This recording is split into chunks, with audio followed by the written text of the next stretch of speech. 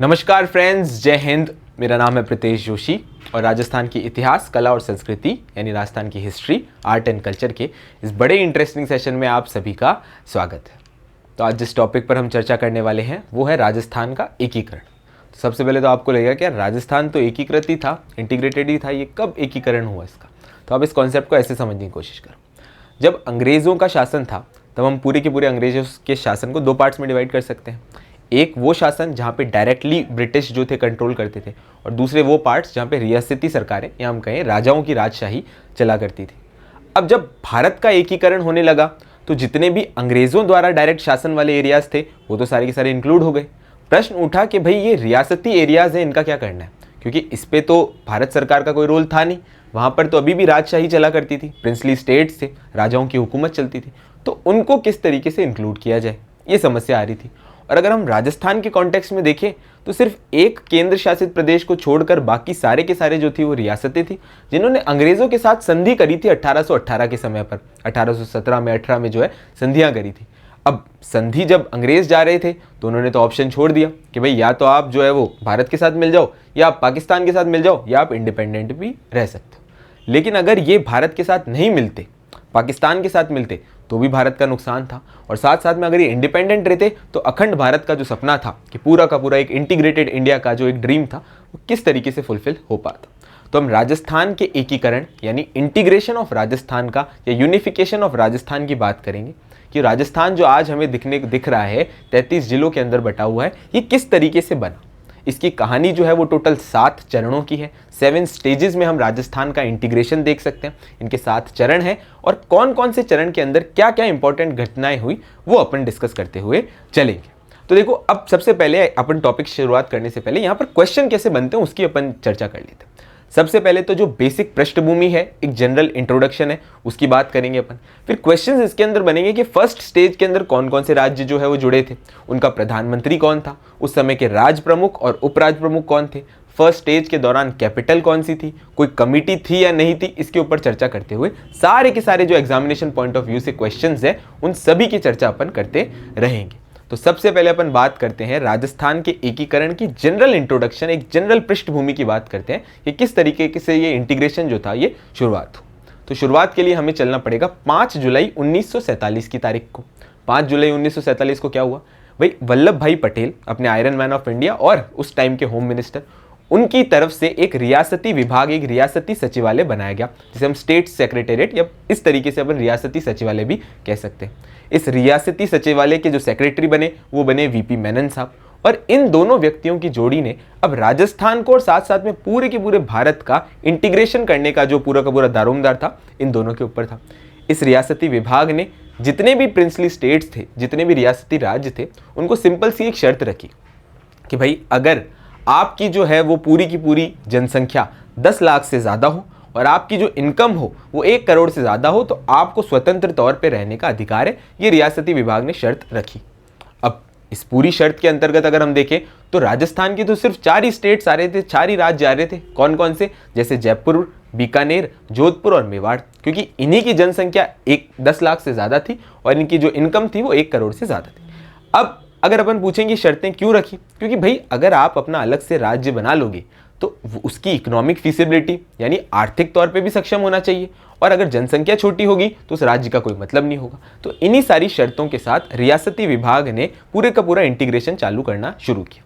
तो जब ये जो चारों राज्य थे ये तो अब स्वतंत्र प्रभाव रख सकते थे, लेकिन बाकी सारे राज्यों की स्थिति जो थी वो दिन ब दिन दयनीय होती जा रही थी, क्योंकि ना तो वो इस शर्त के अनुसार आते थे और वो चाहते थे कि भाई हम स्वतंत्र रहें, तो वो पूरी तरीके से ठीक नहीं होता चल रहा था। तो अपन बात करते हैं सबसे पहले 5 जुलाई 1947 की और रियासती विभाग की। पॉइंट बाय पॉइंट बड़ी आसान भाषा में समझने की कोशिश करते हैं। चलो भाई 5 जुलाई 1947 को चलो और देखते हैं भाई क्या हुआ। 5 जुलाई 1947 को रियासती विभाग या रियासती सचिवालय का गठन होता है। इसके अध्यक्ष बनते हैं सरदार वल्लभ भाई पटेल साहब और इसके जो सेक्रेटरी बनते हैं वो थे वीपी मेनन साहब। वीपी मेनन साहब बड़ा इंपॉर्टेंट रोल था इनका रीऑर्गेनाइजेशन के दौरान, वो तो अपने इंडिया के कॉन्टेक्स्ट में कभी ना कभी पढ़ा ही होगा। इस रियासती विभाग ने राज्यों को लेकर एक शर्त रखी। क्या थी वो शर्त? रियासती विभाग ने राज्यों को लेकर एक शर्त रखी कि भाई जिन राज्यों की आय जो है वो 1 करोड़ से ज़्यादा हो और जनसंख्या जो है वो 10 लाख से ज़्यादा हो तो वो अपना पूरी तरीके से स्वतंत्र रहने का उनको अधिकार है, वो अपना स्वतंत्र प्रभुत्व जो है स्थापित कर सकते हैं। और इस शर्त के अनुसार सिर्फ और सिर्फ 4 राजघराने ही इंक्लूड हो रहे थे। कौन कौन से थे वो राजघराने? एक तो था अपना जयपुर, दूसरा था जोधपुर, तीसरा उदयपुर या मेवाड़ और चौथा था आपका बीकानेर, जो इस कैटेगरी के अंदर, इस कंडीशन के अंदर जो है वो फॉल आउट कर रहे थे। 1 करोड़ से ज्यादा आय हो और 10 लाख से ज्यादा जनसंख्या हो। क्लियर हो गई यहां तक बात? अब आगे क्या होता है, जैसे जैसे आज़ादी बढ़ रही थी इंडिपेंडेंस एक्ट आता है, इंडिपेंडेंस एक्ट 1947 का, और उसके 8वें सेक्शन के अंदर क्या होता है कि जितने भी राज्य थे उन सभी के ऊपर प्रभुत्व पहले ब्रिटिशर्स का था, तो ये 8वां जो सेक्शन था वो पूरी तरीके से अंग्रेजों का प्रभुत्व खत्म कर देता है। इस पॉइंट को भी समझ लो। क्या? 18 जुलाई 1947 को स्वतंत्रता अधिनियम की धारा 8 के तहत अब देसी रियासतों के ऊपर ब्रिटिश सर्वोच्चता जो थी वो पूरी तरीके से समाप्त हो गई थी, पूरी तरीके से खत्म हो गई थी।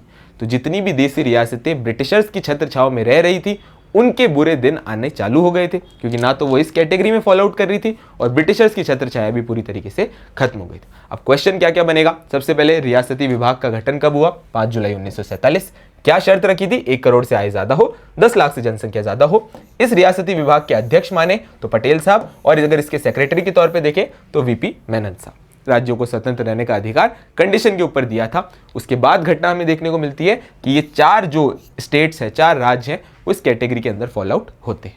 आगे हम देखते हैं कि भाई किस तरीके से 18 जुलाई 1947 को स्वतंत्रता अधिनियम के धारा 8 के अंतर्गत अब ब्रिटिश प्रभाव जो था वो पूरी तरीके से समाप्त हो गया था। यहां तक चीजें क्लियर? उस टाइम पर अगर हम राजस्थान की भौगोलिक स्थिति देखें तो पूरा का पूरा राजस्थान 19 रियासतों में, 3 हमारे छोटे ठिकानों में और 1 केंद्र शासित प्रदेशों में बटा गया था। तो इस चीज को अपन थोड़ा सा समझ लेते हैं। पूरा का पूरा राजस्थान, अब इसके अंदर पूरे के पूरे राजस्थान के कॉन्टेक्स्ट में देखिए अलग अलग जगह पर छोटी छोटी रियासतें मिलाकर सब जो है वो टोटल 19 रियासतें थी। कितनी रियासतें थी? 19 रियासतें। जैसे कि कौन कौन सी? जयपुर, जोधपुर, मेवाड़। जैसे कि कौन कौन सी? जयपुर, जोधपुर, मेवाड़, बीकानेर। इस तरीके से 19 रियासतों के अंदर बटा गया था। इन 19 रियासतों के अलावा 3 छोटे ठिकाने थे। कौन कौन से 3 छोटे ठिकाने थे? एक तो था भैया लावा, एक था आपका कुशलगढ़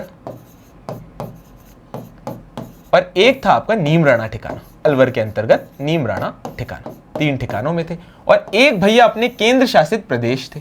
कौन सा केंद्र शासित प्रदेश? ये अजमेर मेरवाड़ा वाला रीजन जो आपके यूनियन टेरिटरी था, केंद्र शासित प्रदेश था, जिसपे अंग्रेज जो थे वो डायरेक्ट कंट्रोल करते थे।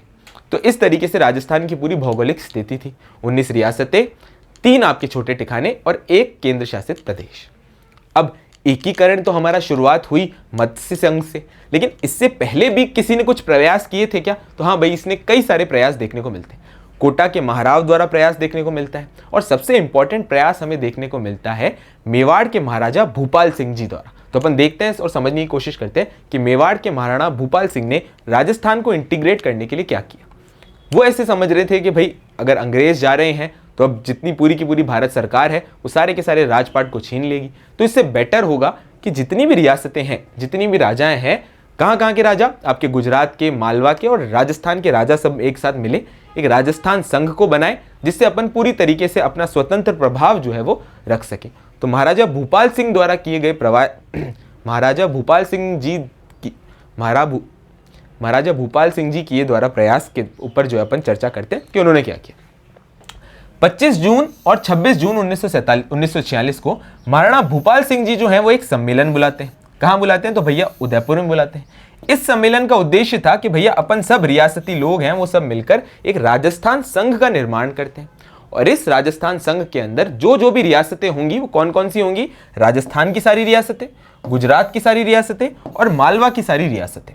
और इसी सपने को पूरा करने के लिए उन्होंने के.एम. मुंशी को संवैधानिक सलाहकार जो है वो नियुक्त किया था कि भाई अगर कोई लीगल इशू रहे तो के.एम. मुंशी इसको पूरी तरीके से सॉल्व आउट कर लेंगे। ये एक प्रयास करते हैं, किंतु इस प्रयास को भी पूरी तरीके से विफल होना पड़ता है, क्योंकि जो और दूसरे बड़े राज्य थे जैसे जयपुर, जोधपुर, बीकानेर, ये अपना जो है अनइंटरेस्टेड रवैया दिखा रहे थे, तो इस वजह से ये प्रयास अपना खत्म हो जाता है। इसके अलावा और किसी ने प्रयास किए तो हमें देखने को मिलता है कि महाराजा सवाई सिंह जी जो जयपुर के थे, अपने प्राइम मिनिस्टर वीटी कृष्णमाचारी के साथ मिलकर ऐसा ही प्रयास करने की कोशिश करते हैं। वो कहते हैं कि भाई एक संघ बना लेते हैं अपन में, जिसमें इंपॉर्टेंट सब्जेक्ट्स जो हैं वो तो संघ के पास रह जाएंगे और जो बची हुई चीजें हैं वो अपनी अपनी इकाइयों की तरफ पावरफुल रहेंगी। तो ये सारी की सारी बात महाराजा सवाई सिंह जी करते हैं। इसके अलावा अगर इनसे भी पहले की अपन बात करें तो लॉर्ड लिनलिथ ने भी इसी तरीके के प्रयास किए थे कि भाई जिस तरीके से ये राजस्थान या और दूसरे भारत के क्षेत्र है वो इंटीग्रेट हो सके। तो अपने सारी की सारी बातें हो गई ये अपने इंटीग्रेशन के प्रयास की तरफ, जो हमें देखने को मिलता है किस तरीके से हमने एक एक राजा के बेसिक प्रयास जो देखे जिससे राजस्थान का इंटीग्रेशन हो सके। क्लियर हो गई यहाँ तक बात, कोई घबराने की नहीं है। अब अपन चलते हैं और देखते हैं अपने पहले स्टेज की तरफ, पहले चरण की तरफ। पहला चरण क्या था उसको बड़ी आसान भाषा में समझने की कोशिश करते हैं।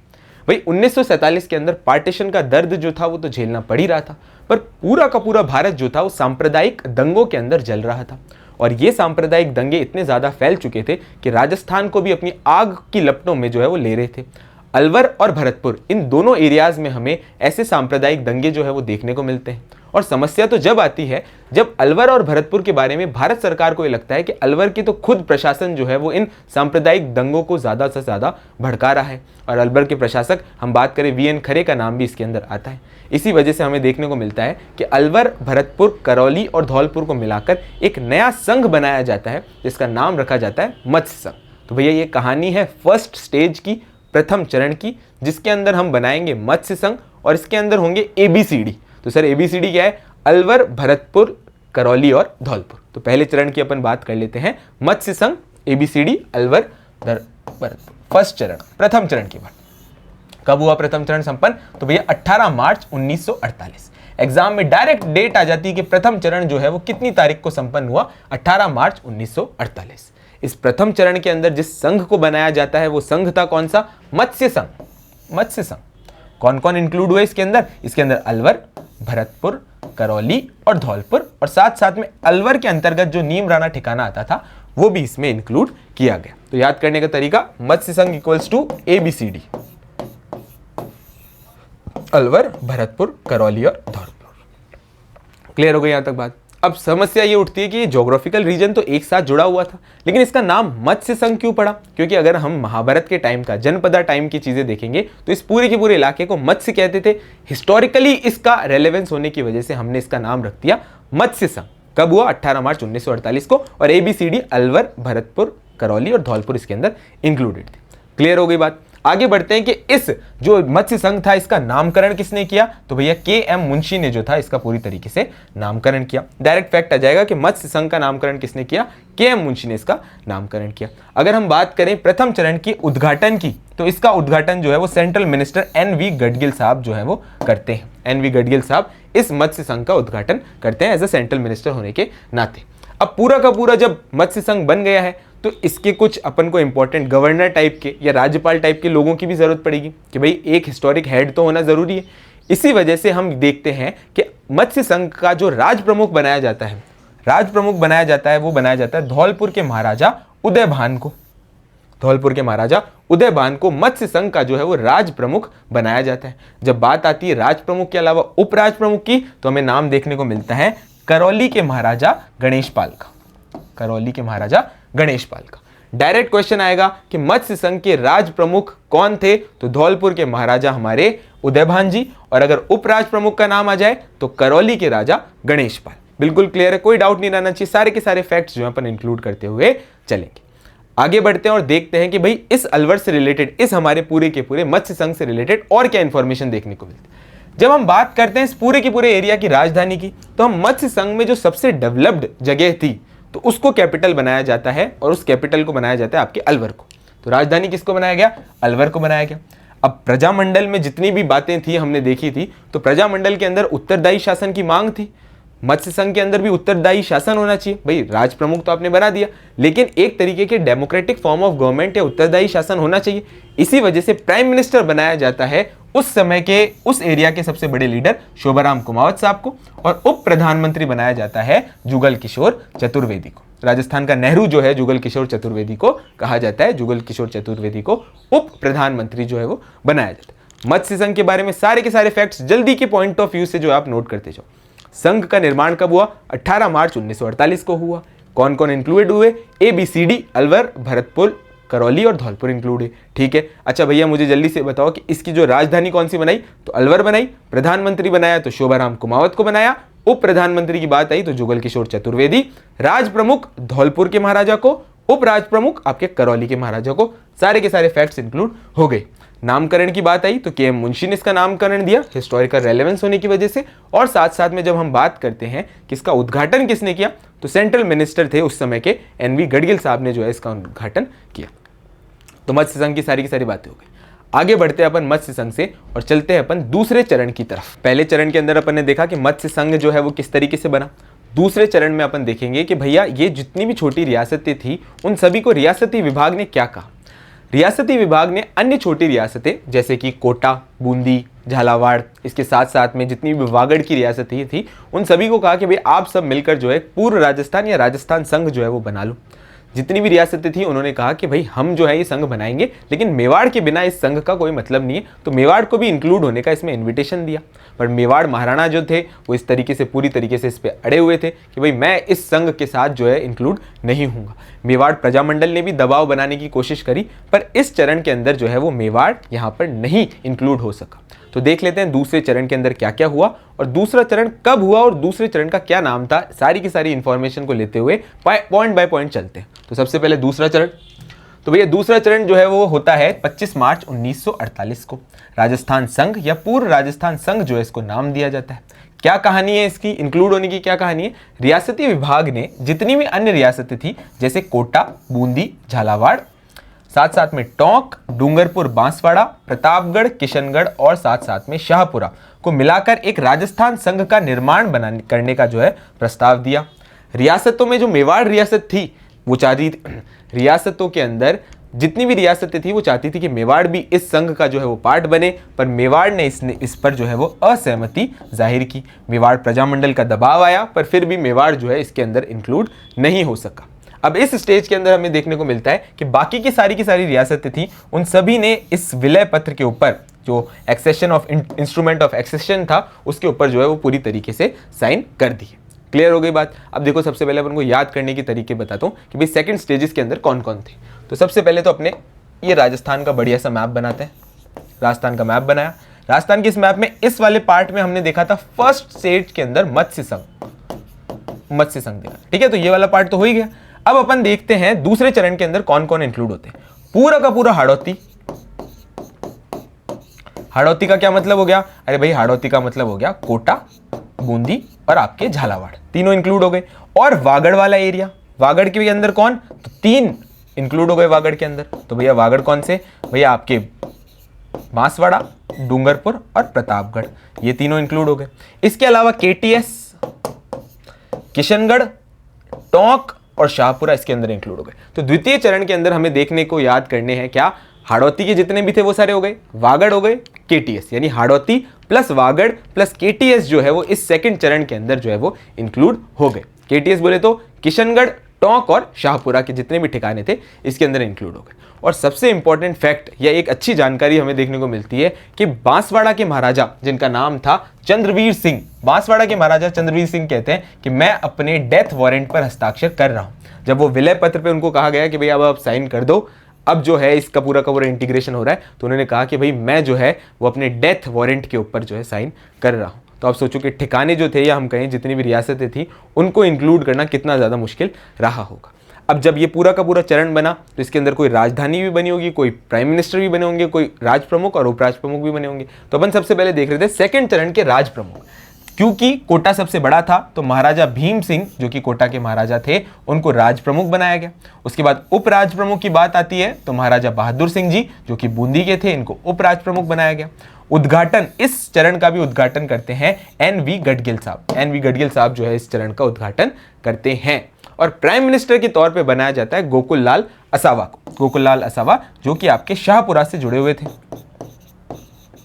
शाहपुरा से जुड़े हुए थे गोकुल लाल असावा इसके अंदर बनते। जब हम बात करते हैं राजधानी यानी कैपिटल की तो कोटा को जो है वो इसकी राजधानी बनाया जाता है। कोटा को जो है इसकी राजधानी बनाया जाता है। तो अपन ने राजस्थान के मैप को इमेजिन करो और देखो भाई मत्स्य संघ का हो गया और नीचे वाले और हाड़ौती वाले रीजन के सारे स्टेट का अभी तक इंटीग्रेशन हो गया। आगे बढ़ते हैं और बात कर लेते हैं अपन तीसरे चरण की। तो भाई दूसरे चरण के अंदर हम देखते हैं कि जितनी भी रियासतें थी वो रियासती विभाग को कहती है कि भाई हमारे साथ साथ मेवाड़ का विलय भी हो जाना चाहिए। पर मेवाड़ के जो राजघराना था, मेवाड़ के जो महाराणा थे, वो इस विलय के लिए पूरी तरीके से तैयार नहीं थे। प्रजामंडल उनके ऊपर दबाव डालता है पर वो पूरी तरीके से उनकी बात नहीं मानते। तो तीसरे चरण के अंदर अब ये सारी की सारी रियासतें कौन कौन सी, हाड़ौती की, वागड़ की और केटीएस, सब की सारी रियासतों के साथ मेवाड़ का जो विलय है वो हमें देखने को मिलता है। ये विलय, इन रियासतों का विलय होता है 18 मार्च 1948 को, मतलब मेवाड़ जो है वो मिल जाता है 18 मार्च 19। तीसरे चरण के अंदर हम देखते हैं कि किस तरीके से बची हुई उन जो रियासतें थी उनके साथ मेवाड़ का विलय हो जाता है। पहले हमने देखा था कि ये रियासतें कह रही थी कि मेवाड़ का भी इंक्लूजन होना चाहिए, पर मेवाड़ इनकी कोई भी बात मानने के लिए तैयार नहीं था। रियासती विभाग के प्रस्ताव को मेवाड़ जो है पूरी तरीके से ठुकरा देता है। पर तीसरे चरण के अंदर आते आते हमें देखने को मिलता है इन सभी रियासतें, कौन कौन सी रियासतें, वागड़ की, हाड़ौती की और केटीएस, इन सारी की सारी रियासतों के साथ हमें तीसरे चरण में मेवाड़ का विलय देखने को मिलता है। वो सारी की सारी रियासतें जो थी राजस्थान संघ का पार्ट थी, और अब जो है हमें देखने को मिलता है संयुक्त राजस्थान, जॉइंट राजस्थान, जिसके अंदर मेवाड़ भी इंक्लूडेड था। इसका विलय होता है 18 अप्रैल 1948 को। पर मेवाड़ जो पहले मना कर चुके थे कि भाई हमें इन रियासतों के साथ इंक्लूड नहीं होना है, ऐसे क्या कारण रहे कि जिस वजह से वो विलय के लिए हाँ कर देते? तो कारण जानने के लिए अपने को चलना पड़ेगा 5 अप्रैल 1948 को। 5 अप्रैल 1948 को एक गोली कांड होता है। उस गोली कांड की वजह से मेवाड़ महाराणा अब बचाव की स्थिति में आ जाते हैं, और साथ साथ में अब तो बात की जा रही थी कि किस तरीके से इस गोली कांड की एक न्यायिक जांच होनी चाहिए और इसके लिए किसी न किसी आयोग को बिठाना चाहिए। इस सारे डर के साथ साथ में प्रजामंडल जो था वो अब पूरी तरीके से मेवाड़ महाराणा के ऊपर दबाव बना रहा था कि भाई दबाव इस तरीके से बनाएंगे क्योंकि आपने उत्तरदायी शासन की जो मांग थी वो हमारी नहीं मानी है। तो दबाव जो था वो धीरे धीरे बढ़ता जा रहा था। इस दबाव के साथ ही मेवाड़ महाराणा जो है वो शर्त अनुसार विलय के लिए मान जाते हैं। पर रियासती विभाग ने भी कुछ शर्तें रखी थी। रियासती विभाग का कहना था कि भाई हम जो है वो किसी न किसी तरीके से हर एक राज्य के राजा को मैक्सिमम 10 लाख से ज़्यादा प्रिवी पर्स नहीं देंगे। पर मेवाड़ महाराणा का प्रस्ताव था कि भाई अगर विलय होने जा रहा है तो प्रिवी पर्स जो है वो कम से कम 20 लाख रुपए का होना चाहिए। रियासती विभाग और मेवाड़ महाराणा के बीच में कई सारे नेगोशिएशंस होते हैं, पर नेगोशिएशन में अंत में हमें देखने को मिलता है कि 20 लाख प्रिवी पर्स की जो है ना वो बात मान ली जाती है। अब 20 लाख किस तरीके से कि भाई 10 लाख तो प्रिवी पर्स के तौर पे दिए जाएंगे साथ साथ में मेवाड़ की ऐतिहासिक रेलेवेंस को देखते हुए, हिस्टोरिक रेलेवेंस को देखते हुए अब जो है वो 5 लाख रुपए धार्मिक कृत्य के लिए इंक्लूड कर लिए जाएंगे। और साथ साथ में क्योंकि अब मेवाड़ महाराणा राज प्रमुख के पद पर आसीन है तो राज प्रमुख की सैलरी के तौर पर भी जो है उनको 5 लाख रुपए और इंक्लूड कर ली जाएंगे। तो 20 लाख का प्रिवी पर्स की जो बात थी वो मान ली जाती है। तो अपन पॉइंट बाय पॉइंट देखते हैं कि भाई जो तीसरी स्टेज थी उसके अंदर विलय कैसे हो। तीसरा चरण, और इस स्टेज के हमने देखने को मिलता है संयुक्त राजस्थान। पहले की वागड़, हाड़ौती और केटीएस के साथ कौन कौन जुड़ जाते हैं? मेवाड़। तो इसको देख लो भाई, वागड़ सेकेंड स्टेज में जुड़ा था, हाड़ौती के सारे संघ इसके साथ सेकेंड स्टेज में जुड़े थे, प्लस साथ में केटीएस ये सारे के साथ जुड़ते हैं। और इनके साथ कौन जुड़ जाता है? तो इनके साथ भैया अपने मेवाड़ जुड़ जाते हैं तीसरे चरण के अंदर। ओके भाई, डन है। क्योंकि राजस्थान संघ सेकेंड चरण का पार्ट था, अब इसका नाम हो जाता है संयुक्त राजस्थान, जॉइंट राजस्थान। मेवाड़ इसमें जुड़ गया। जुड़ने के कारण क्या थे कि मेवाड़ क्यों कारण जुड़ता है? तो मैंने आपको बताया, उसके लिए अपने को चलना पड़ेगा 5 अप्रैल को 1948 को। क्या होता है उस दिन एक भीषण गोलीकांड होता है, और इस गोलीकांड की वजह से महाराणा जो थे वो बचाव की स्थिति में आ जाते हैं। इसी गोलीकांड के लिए आवाज उठने लग जाती है एक न्यायिक जांच की आवाज उठती है, और उसके लिए आयोग की मांग की जाती है। इस दबाव की स्थिति में और प्रजामंडल के दबाव के कारण महाराणा जो है वो बात मान जाते हैं। फिर हमें देखने को मिलता है कि रियासती विभाग की शर्त थी कि भाई 10 लाख प्रिवी पर्स होना चाहिए। मेवाड़ महाराणा कह रहे थे कि भाई 20 लाख रुपए प्रिवी पर्स होना चाहिए। दोनों के बीच में एंड में नेगोशिएशंस होते हैं और 20 लाख की बात मान ली जाती है। कैसे कि भाई 10 लाख जो थे वो तो प्रिवी पर्स के तौर पे, साथ साथ में 5 लाख क्योंकि अब मेवाड़ के महाराणा राज प्रमुख के पद पर आसीन है तो उनका भत्ता 5 लाख होगा, और साथ साथ में मेवाड़ की हिस्टोरिक रेलेवेंस की वजह से 5 लाख रुपए जो है वो धार्मिक कृत्यों पर खर्च करने के लिए उनको दिए जाएंगे। क्लियर हो गई यहाँ तक बात? अब अपन आगे बढ़ते हैं और देखते हैं कि भाई जब मेवाड़ का विलय हुआ तो इसमें कैपिटल भी बनी होगी। इस चरण के अंदर कोई प्रधानमंत्री भी होगा, किसी ने उद्घाटन भी किया होगा, तो इसकी बात करते हुए अपन चलते हैं। तो चलो भाई सारी की सारी बात देख लेते हैं पॉइंट बाय पॉइंट। सबसे पहले तीसरे चरण के अंदर जिसे प्रधानमंत्री बनाया जाता है वो है मेवाड़ प्रजामंडल के सबसे इंपॉर्टेंट लीडर, जिनका नाम है माणिक्यलाल वर्मा। तो स्वाभाविक तौर से उन्हीं को इस चरण का जो है वो प्रधानमंत्री बनाया जाएगा। राजधानी के तौर पर उदयपुर को सिलेक्ट किया जाता है क्योंकि सबसे ज़्यादा पूरे के पूरे एरिया में डेवलप्ड जो थी वो उदयपुर थी। क्लियर हो गई यहाँ तक बात? आगे बढ़ते हैं और मैं आप लोगों को एक बड़ी इंटरेस्टिंग बात बता दूँ कि जो सारे के सारे नेगोशिएशन और शर्तों वाली मैंने आपको बात बताई, ये 23 मार्च 1948 तक पूरी तरीके से पूरी हो चुकी थी। अब वीपी मेनन ने कोटा के महाराजों को कहा कि भाई दूसरे चरण का जो ये अपन विलय कर रहे हैं इसके लिए आप रुक जाओ, क्योंकि अब मेवाड़ जो है वो भी आने वाला है, इसके अंदर इंक्लूड होने वाला है। पर कोटा के महाराजा कहते हैं कि भाई साहब मैंने तो है पूरी तरीके से सबको निमंत्रण बांट दिए, सबको कंकुपत्री भेज दी कि भाई इतना बड़ा प्रोग्राम है, विलय हो रहा है, एक संघ बना रहे हैं, तो आप सबको आना है। और 25 मार्च के दिन में सिर्फ 2 दिन शेष बचे, तो मैं किस तरीके से इसको डिले कर सकता हूँ? वीपी मेनन साहब कहते हैं कि ठीक है भाई कोई बात नहीं, अब विलय तो होने जा रहा है तो आप इंक्लूड कर लो। फिर जब मेवाड़ के लिए अपन जो है वो अलग से एक उद्घाटन सेरेमनी रखेंगे, और ये उद्घाटन सेरेमनी होती है 18 अप्रैल 1948 को। 18 अप्रैल 1948 को उस दिन इस तीसरे चरण का यानी हमारे जॉइंट राजस्थान का उद्घाटन होता है। और उद्घाटन करने वाले व्यक्ति कौन थे? जवाहरलाल नेहरू, स्वयं प्रधानमंत्री जवाहरलाल नेहरू इसका उद्घाटन करते हैं। क्लियर हो गई यहाँ तक बात? और अपने को एक नाम और याद रखना है, एक तो उस टाइम के मेवाड़ के एडवाइजर थे रामाचारी और मोहन सिंह मेहता, इनके 2 नाम जो है अपने को याद रखने, एकदम से याद आए तो मैंने बता दी। उद्घाटन के तौर पे जवाहरलाल नेहरू, क्योंकि राज प्रमुख जो है वो बनाया गया था भूपाल सिंह जी को उदयपुर के, और उप राज प्रमुख जो बनाया गया था वो भीम सिंह साहब कोटा के, महाराव भीम सिंह कोटा के। इस पूरे के पूरे मंत्रिमंडल ने, माणिक्यलाल वर्मा की अध्यक्षता में इस मंत्रिमंडल ने 11 महीने तक अभूतपूर्व काम किया, जो पूरी तरीके से हिस्टोरिकली इंपॉर्टेंट है। इतने से समय के अंदर देखा गया कि भाई एक राजा की सरकार में और एक उत्तरदायी शासन वाली सरकार के अंदर कितना डिफरेंस होता है, वो 11 महीने में जो था वो पूरी तरीके से पता चल गया। तो ये तो सारी की सारी बात हो गई आपके 3rd स्टेज की। अब देखो अपन क्विक रिवीजन कर लेते हैं 1st से लेकर 3rd स्टेज का। एक बढ़िया सा मैप लेते हैं और अपन क्विक रिवीजन कर लेते हैं 1st से लेकर 3rd स्टेज का। चलो भाई, राजस्थान का एकीकरण कर रहे हैं तो भैया कर लो। फर्स्ट पार्ट के अंदर मत्स्य संघ, ठीक है भाई, मत्स्य संघ जुड़ गया। सेकंड स्टेज के अंदर हमें देखने को मिलते हैं आपके राजस्थान संघ, जिसके अंदर पूरा का पूरा हाड़ौती, पूरा का पूरा वागड़ और साथ साथ में केटीएस, किशनगढ़, टोंक और शाहपुरा, ठीक है भाई। तीसरे चरण के अंदर हम देखते हैं कि किस तरीके से दूसरे चरण के सारे राज्यों के साथ जुड़ जाता है मेवाड़। तो ज्योग्राफिकली देख लो, याद रह जाएगा बड़ी आसानी से। फिर इसके उपराज प्रमुख, राज प्रमुख, प्रधानमंत्री और वो एक टेबल के हिसाब से याद करते हैं। तो इस पार्ट के अंदर इतना ही। आशा करता हूँ आपको ये क्लास अच्छी लगी होगी। हमारे साथ बने रहें और मिशन ज्ञान के इसके परिवार के साथ जुड़ते हुए लाइक, शेयर और सब्सक्राइब कीजिए, जिससे हमारा मोटिवेशन और बढ़ता रहे। Thank you.